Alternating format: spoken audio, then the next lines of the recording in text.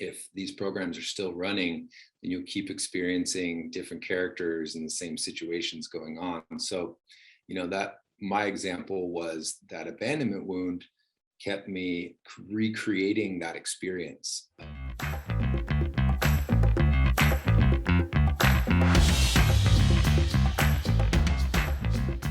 Hi, ladies and gentlemen, and welcome back to another episode of the Thrive State Podcast.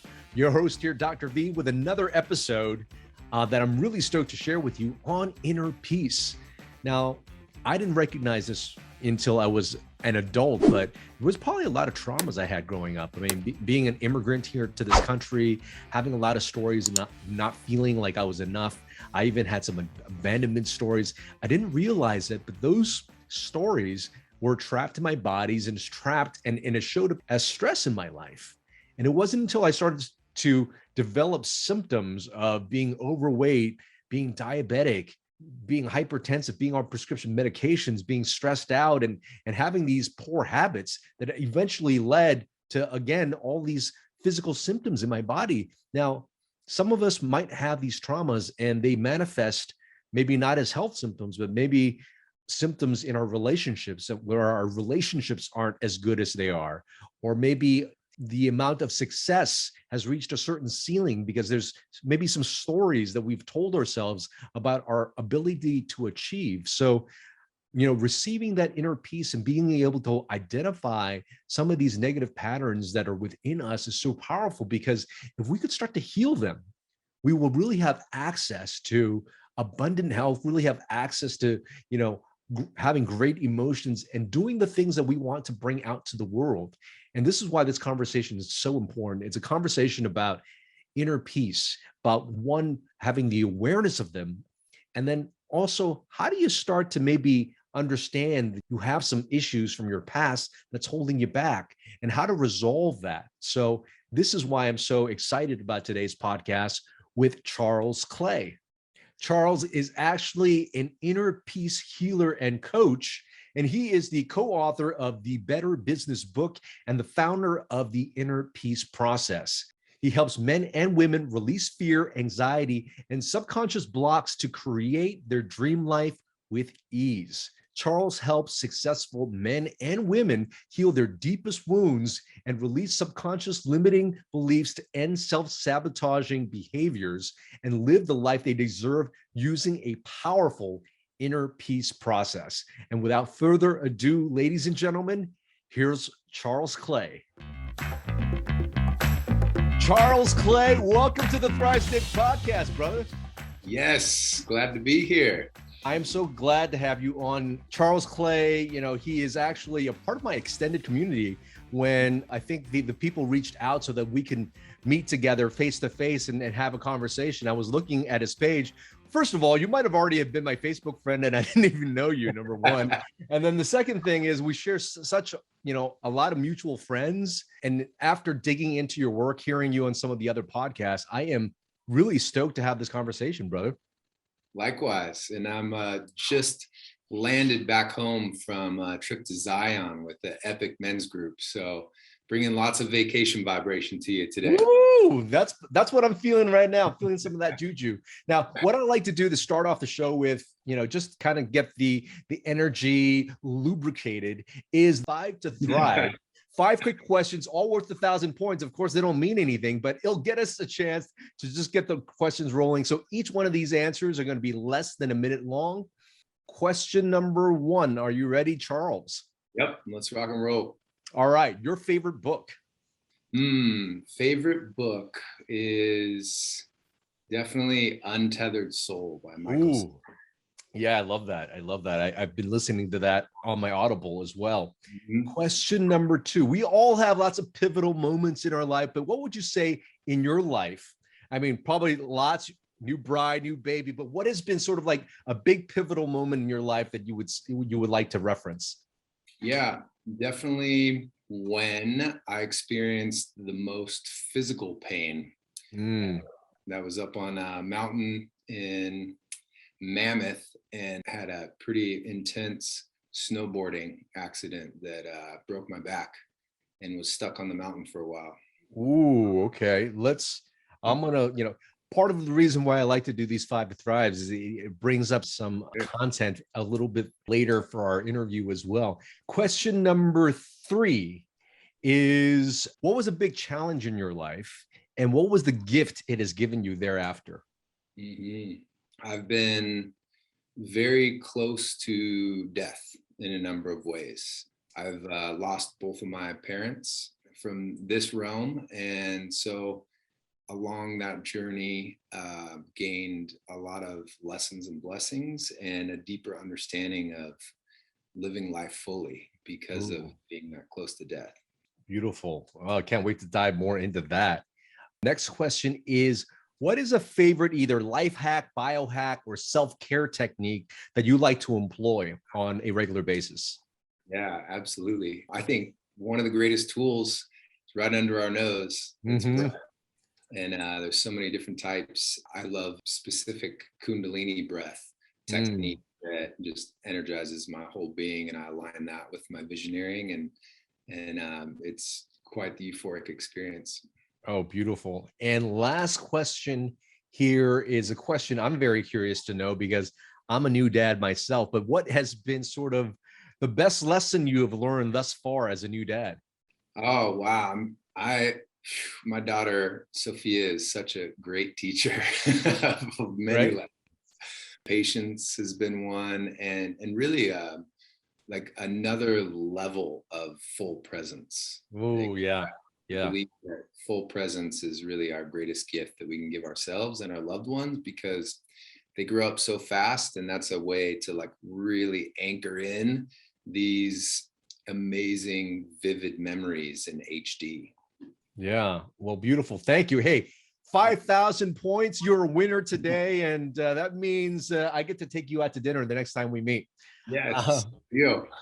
So let's dive into this. You are really a master at helping people reach inner peace. And I really feel like inner peace is really the medicine we truly need, because a lot of physical diseases, things that I used to treat before as a medical doctor, stems from not being good with ourselves, our bodies and our mind thinking that there's actually danger around us when there's not.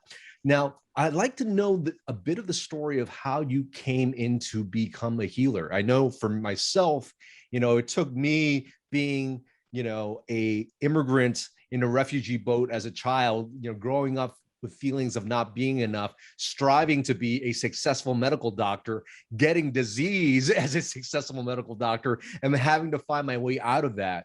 So tell us, were there very, pivotal points in your life, or what was it like growing up as a child for you? And how did you become a inner peace healer like you are now? Yeah, absolutely. I mean, we could start really young. I grew up in Washington, and my parents divorced when I was 4. And I remember that super vividly because my mom was wearing this leather jacket. She had a lipstick on. I remember the color, the smells, everything as a 4-year-old, for her kneeling down and telling me that she was leaving. And didn't know when I would see her again was, really devastating for a 4-year-old. And that began an abandonment wound that carried on and kept showing up in my life later on. But then a year later, I was about 4.5, 5. My brother and I got to go see and visit mom. And so our dad was this epic hero archetype, but also very disciplined and like learned the value and ethics of earning $1. And it was pretty hard on us, but the contrast was like getting to be with our mom in this small town was really exciting, because we got to, enjoy the beach and like all the new things and make friends with the neighbors and start our own biker gang, and like created our scorpions group and made like tree forts and stuff. And so it was this very vivid memories in life of this great time that I got to spend with my mom. And then when I was 10 years old, she suffered from depression and alcoholism and ended up taking her own life. And so that deepened that wound of like, this woman I love the most has left my life, and noticing how that just kept showing up in my experience throughout life. Later on, I fall in love with my college sweetheart, like the perfect couple, and everything would be going great. And then eventually she would leave me. And then I was heartbroken just to discover that it was really my expectations that were broken, and ultimately brought me back to my heart, and realized when this happened again, a second time, fell in love in college at Washington State, out of college again, this same pattern kept showing up, like fall in love, it's amazing, and then she'd leave me. And so that's when I began figuring out how to do more of this inner work and understand that, wow, there are some things, some wounds here that need to be healed. And it was a deep abandonment wound that I'm sure a lot of people can relate to. As a child, there were some beliefs created there. And so I began sitting with a lot of the emotions that I was afraid to go into before. And in college and even out of college, I studied kinesiology and became a trainer and a health coach, and super fun, loved helping people improve their lives with fitness. But then on the weekends, I was going out and enjoying sex, drugs, and rock and roll, and anything to avoid some of the heavy emotions of grief, of sadness, of even anger. And so those repressed emotions kept showing up too in my body, as tightness, as pain. And so it's kind of like the universe gives you a little feather, like, hey, you should probably make some adjustments here and get back in alignment with your purpose. If we don't listen to that, it's like a brick getting hit in the head of, making some bad decisions, dealing with the consequences. Tried to make some changes, but kind of fell back into old patterns. And then sure enough, back to that story on Mammoth Mountain, it's a full-on blizzard, and it's me and a couple friends. They went down first, and I'm following them, and they stopped the lifts because it was so dangerous up there. You couldn't even see, like, it was just a whiteout. And so all of a sudden, halfway down the mountain, I took a jump that I didn't know was there. And I'm just flying in midair, and I freaked out and like tensed up, landed right on my tailbone and smashed my vertebrae. And I was in really bad shape and stuck on the mountain. I was yelling to my friends. They were already heading down. I didn't see anybody else. So I was at like 11 on a pain scale of 10. Ooh. And I just had to channel my inner Spartan warrior to get off of the mountain. Like, I clicked my board off and sat on it and just tried to like slide down as much as I could. I'd keel over, take some deep breaths. Eventually I made it down and had to go see doctors. And they were showing me x-rays of how jacked up my spine was and telling me I'd never move the same again and that I needed surgeries as soon as possible. And even in a state of fear, I was able to access my intuition and just didn't feel like that was my path of, giving my power away to someone that wants to cut in and try to fix it that way. So I made a deal that I would try all natural means necessary of healing this. And that led me on a path of deep meditation. And in a specific meditation, I had the intention of receiving answers to healing this naturally. This was when I could barely crawl to the bathroom. I was in so much pain. So I dropped in meditation, and literally during that, a friend I hadn't talked to in 2 years sent me a text saying, I heard your back's really in bad shape. Check out Neurokinetic Therapy. And this is the work of David Weinstock. And so I was blown away by how well he connected all the dots and figured out these means of getting answers from the body through muscle testing. Super intrigued, and like went down the rabbit hole, studied his work, went and got my first session with one of his protege. And I was blown away because I walked in there looking like Shakira, like stuck in a mid-hip dance move. Like my hips were on one side, my upper body was on the other. And I was in tons of pain. And she got, and that was representative of how out of alignment I was with my purpose at that time. And so she got me on the table, and you wouldn't believe, she tested my glutes, and my glutes weren't firing. And so I'm like, even my glutes aren't firing. Like, I have huge glutes. She's like, yeah, all form, no function. And then she had me clench my jaw and retest the glutes, and all of a sudden they were online. So my body had just showed us that the tension in my jaw was creating this neurological traffic jam, not allowing the signal to get to my big guns that help stabilize the hips and the low back. So a release of the jaw, and then reactivated my glutes. All of a sudden they're back online. She did that for a couple other muscle groups. And I got off the table and was like, what? I feel like 90% better in one session. Amazing. And yeah. And so all the muscles that weren't firing, that were offline, created this compensation patterns in my body to protect, were resolved. And I continued doing these tune-ups and continued seeing her each week and just wanted to learn more and more. And then I eventually took all of David Weinstock's courses, became certified as a neurokinetic therapist, and got to share these amazing gifts with others and help them avoid getting surgery if necessary and healing naturally. And so it's been quite a blessing to kind of tie the knot on the whole continuum here of how patterns show up. I eventually saw this common denominator as I was addressing the physiological aspects and helping turn muscles back online in people's bodies and helping them come back into alignment. Once you restore function in the body, as you know, there's no need for the check engine light pain.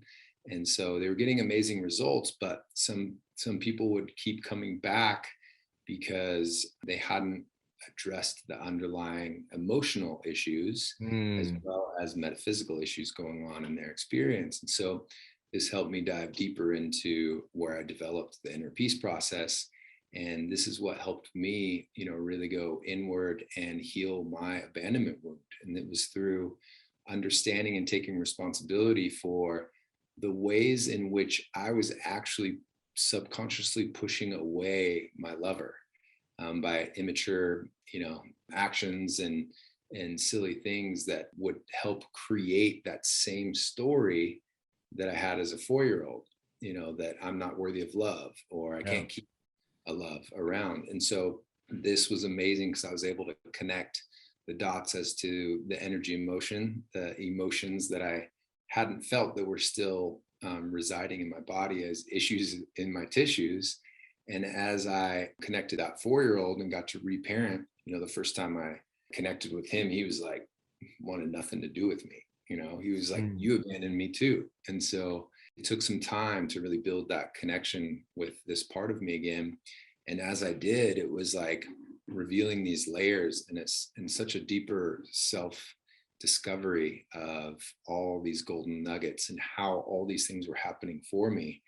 And so it was really beautiful to recognize where I could take responsibility in those relationships. And because I did and was able to heal that wound, then I was really clear on what I ultimately wanted and was able to call in my queen. And Brandon and I did some really powerful practices to call each other in energetically.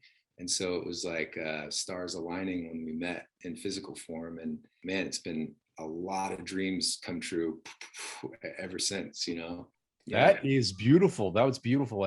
Anyone that follows you knows how much you adore your partner, how much you adore your daughter. That's beautiful to see. So much to unpack there. But let's just go, because I know what my audience is like sometimes. And some people hear the word limiting belief and they're like, oh my God, I can't believe I'm hearing that word again. But it's so important to recognize that we have these subconscious programs and patterns that are running behind the scenes. But for some people who aren't aware of that, and they're just the fish in water and they don't actually know that they're in water yet, right? What might be some signs or symptoms that they might have some subconscious belief that is leading them to some poor habits? Because a lot of people end up coming to me, they want to work on longevity, they want to work on performance, and they want to work on all these things. They don't recognize that there are some subconscious things that are making them maybe create patterns in their life that are not, healthy for them. And so what might be some signs that, they are struggling with something that's deep down inside that they haven't yet, identified?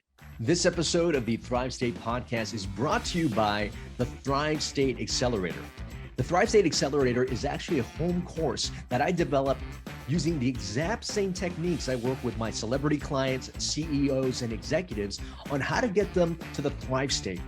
The Thrive State Accelerator teaches you how to master your 7 bioenergetic elements. That's sleep, nutrition, movement, stress and emotional mastery, relationships, our thoughts and mindset, as well as purpose.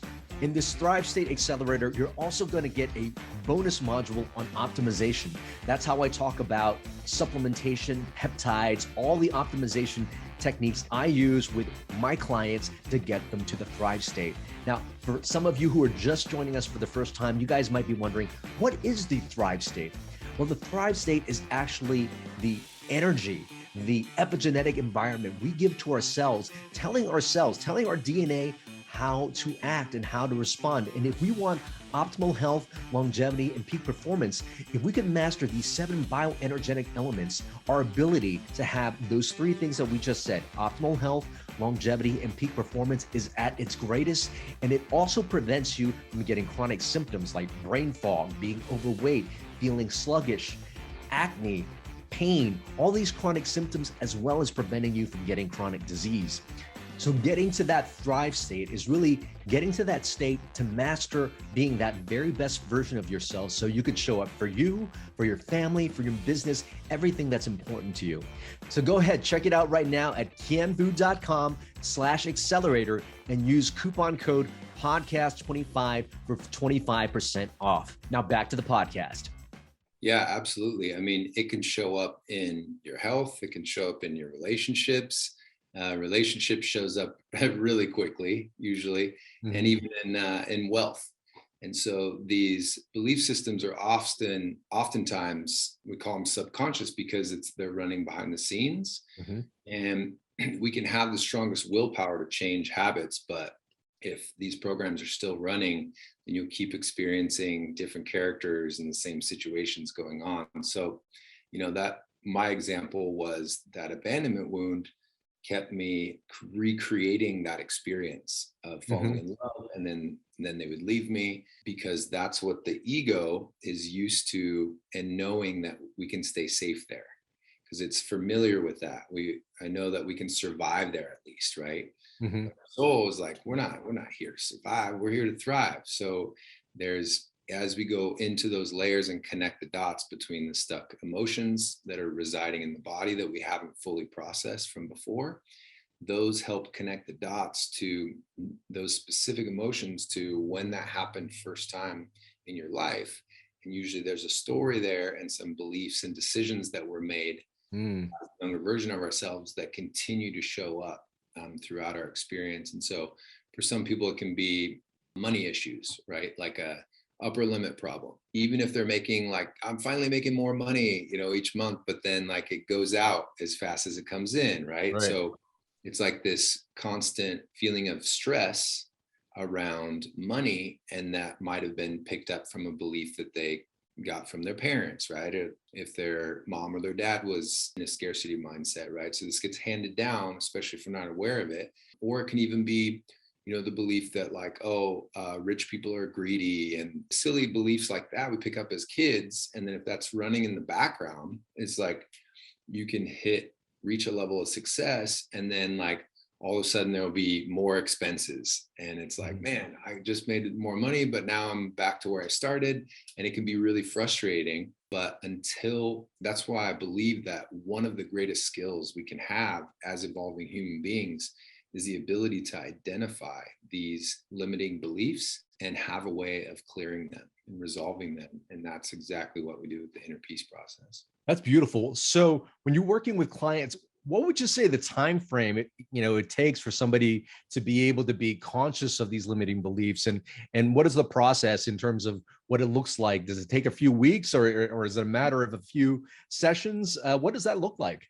Yeah, great question. So usually it's a 8-week journey together, and it's very progressive, and typically we'll reveal a lot of these limiting beliefs in the first week or 3, and then there's integrating that and bringing in new information and embodying the truth, which is I am worthy of love, and I am worthy of more abundance and wealth and these things. So like really embodying the new information it's almost like pulling weeds out of the garden, right? So that you can plant new seeds. And it's a beautiful 8-week journey. And in that, they get the 6 keys to manifesting with ease and becoming really brilliant with their visioneering. And that's all about really understanding what your North Star is in life, because more than half the population doesn't even really know what they want. And so they're creating their life by default instead of by design. And that's easy to do with all the distractions these days and all the, the competition for attention, right? And so that is our greatest asset, our attention, because that's where our energy goes. So being diligent and vigilant about where we're giving our attention to is key. Oh, that's beautiful. And what does your process look like a little bit? Is it a culmination of maybe tantric work, breath work, energy work? Are there components of, plant medicines or psychedelic work as well? How do you guide people back to maybe, even knowing who they are, what their purpose is? Yeah, so first it's about creating an intention and this realization that everything that's happening is happening for us. And so instead of happening to us, right? And that distinction is really key because, whenever we fall into that victim mode is, why is this happening to me? Why is this so challenging? It like draws out the suffering to a longer extent. Whereas when you understand that even the toughest challenges, like me experiencing that much pain on the mountain, would unlock these amazing gifts that I could then share and help others going through a similar path, really it shows me, it proves to me, if you could even think of all your challenges you've been through, how many gifts and how much development and how that's made you who you are today, those lessons and blessings that always come, then it's like we don't have to be as afraid when we're facing challenges. And when you can turn on your reticular activation, which is the scientific phenomenon for this area in our brain that's similar to a radar system, right? And it's just putting it on, using intention allows us to really navigate our experience in this reality to the things that we're attracted to and the things that we want by living intentionally. And so that can be like, an example of that would be you wake up and you're like, man, I didn't get a good night's sleep. I don't feel my greatest and this is going to be a rough day, right? Then they've just set your reticular activation to a lens of seeing evidence of this being a bad day. And so the universe provides you with tons of evidence of that, like someone steals your parking spot or you spill your coffee or stub your toe, these kind of things until you reset that system. So knowing this phenomenon is always happening, whether we're aware of it or not, you can use it to your advantage. And so this is like the foundational work that I do with clients is just allowing them to be more intentional. And then this deep recognition that they're their own greatest healer.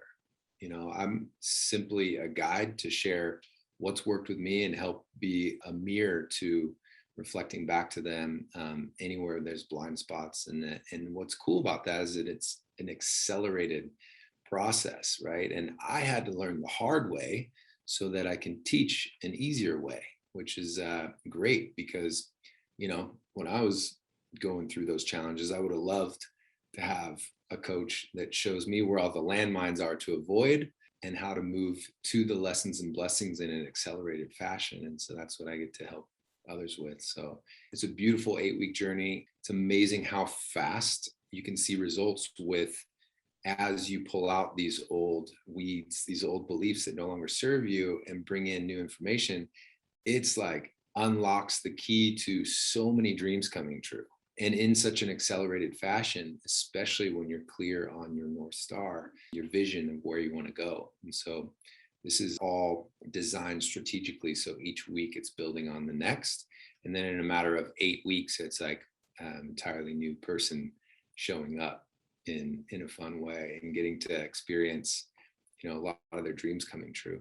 Oh, that's so beautiful. Yeah. Another thing that when I was looking through your work, I know you really help people, get really laser focused on things and remove themselves from distractions. I have so many people coming up to me and saying, Dr. V, I know where I'm at right now is not where I want to go. I want to get to this other place, but they constantly find themselves doing the wrong thing, or like as soon as they take a step there, they need to take a side step, and they know exactly where they need to go. So first of all, where did this distraction come from, and what is your practice of getting people over that?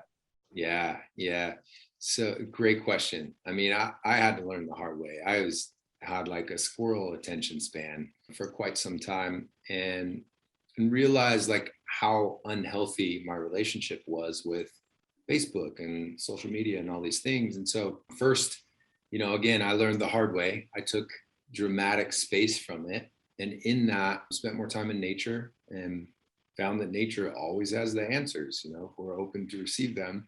And so when I came back to, using my phone again and having my business intertwined in these platforms that maybe aren't built on the highest and greatest good for all, it helped me be more intentional about how I was to use these things. And then as soon as COVID and this whole pandemic arrived, I realized how important it is for this method that's helped me step into creator consciousness instead of continually getting distracted, how important that was to share that. And that's when I developed a really simple and powerful program for the laser focus method, which is exactly that. It's like upgrading your level of attention so that you're keeping your greatest asset on what's actually important in your life and what you want to create, so that you don't have to have deathbed regrets, which is ultimately my biggest fear, above all the little fears of like, oh my gosh, what are they going to think if I share this, or judgments, or is it perfect enough, the perfectionist, all that stuff's like very minor fears compared to this superseded fear of someday we're going to die, and on our deathbed, are we going to know that we got to share all these unique gifts, talents, passions, the medicine that we uniquely bring to the world? Did we get to share it all? Or did we hold it to ourselves, and these ideas and all these great, inventions that we could have created, or are we taking those to the grave? And that scares the crap out of me. I don't want to have any deathbed regrets. And so that lights the fire. And then I combine that with this laser focus method, and it allows me to create an accelerated fashion. And it's essentially choosing creator consciousness over the consumption programming, conditioning, all been succumbed to, basically with marketing and all the things that tell you need this external thing to fix you, right? So it's been really fascinating, because as more people start stepping into that creator consciousness, you realize your emotions can become your internal guidance system. And it's like, oh wow, when I share that guitar song, and it's received well, oh, I'm on this path, it brings joy, it brings this fulfillment, right? So then you're on the path. And when you're on the path, then it's just, you just need to know the next step, right? And then as you get super clear on your North Star, I call it, your average perfect day, how you'd like your life to be, then you can experience that more on a consistent basis. And that helps you by showing you the signs, synchronicities, and serendipities, and people like yourself that show up along the path to help that and allow for that to come into your experience. So it's really that's beautiful. I would imagine, I mean, your clients are so lucky to have you. One, to be able to work on limiting beliefs, get to the point where identify your North Star, and then to have the secret weapon of super focus and attention. Because, if you could bring your attention and focus, you can really shift the way you feel, because what you're feeling is basically what you're focusing on, right? One of the things I'd love to ask, only because you have such a beautiful relationship, is I have people that have come up to me in relationships. They've been married for X amount of years. The magic has left them, they've got some children together, and they haven't done the inner work prior to getting together. So for all those single people out there right now listening, it's always better to do the inner work first. But for the people who are just starting to wake up, to recognize that there are parts of themselves they never really got a chance to understand, but they are in union right now, what would you say would be the best approach? I would imagine it's everybody's responsibility to do their own inner work, but to be able to kind of do it together in a container of a relationship is important as well. But how would you approach that? Yeah, it's a great question. And, every relationship's a little bit different. I love the love languages is a great way to help communicate and understand how people like to receive and give love. And that can be super helpful. And a lot of people don't realize that there's a sixth love language. There's the typical 5, And then the sixth, I would argue, is space, is distance, and allowing each other, especially when couples get into that, like, oh, like roommate syndrome, I call it. It's like where they're just like roommates passing each other by, getting so into their groundhog patterns that taking space, going on a trip. Like I just went to Zion with my guys, and my queen understands and knows how important that is to me. That's one of my love languages, is creating this polarity. And what it does is it charges up that sexual chemistry again. It's like the power of distance allows us to see things from a different perspective and reappreciate one another. Right? Like the things we normally take for granted each day are like, now we get a different vantage point of them, and you find new and exciting things to appreciate and love about each other. And then when we come together, it's like, you know, that feeling of like missing each other, beautiful actually. And it allows these new ignited sex magic to happen when we come back together. And now we have these new experiences to share with one another too, instead of the usual same old, same old. So my life's a lot about novelty and vacation vibration, and how to infuse that into our daily lives. And so it's the same thing with relationships, like ways to spice things up. And we have next month in October, a really powerful intimacy couples retreat, which is super fun. And it's an incredible group that shows up for this. And we get to do deep dives and conversations about sex magic and how to channel that into what you want to create in your life, and visioneering, so that you both are growing in the same direction, which is so key. If there's a lack of communication and one partner is like, oh, I see us, you know, traveling and taking RV trips when we're getting older, and the other one's like, oh, I just want the house on the beach, and like, you know, they start indirectly like moving and growing in different directions, and then it can create a lot of static between the two, and it's harder to compromise. And so this creates a lot of conflict.